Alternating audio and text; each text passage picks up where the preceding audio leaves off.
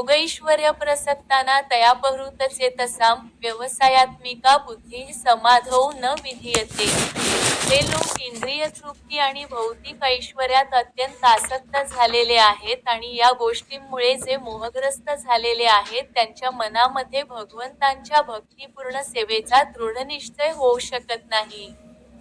तात्पर्य: समाधी म्हणजेच स्थिर मन होय.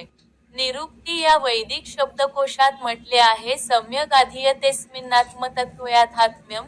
जेव्हा मन आत्मज्ञानामध्ये स्थिर होते तेव्हा ते समाधीस्थ आहे असे म्हटले जाते. भौतिक इंद्रियतृप्तीत स्वारस्य असणाऱ्या तसेच अशा क्षणभंगुर गोष्टींनी मोहग्रस्त झालेल्या लोकांना समाधी कधीच शक्य होत नाही. भौतिक प्रकृतीच्या योजनेमुळे ते कमीअधिक प्रमाणात अपयशीच झालेले असतात. दररोज भगवद्गीतेचे श्लोक मराठीत ऐकण्यासाठी सबस्क्राईब करा.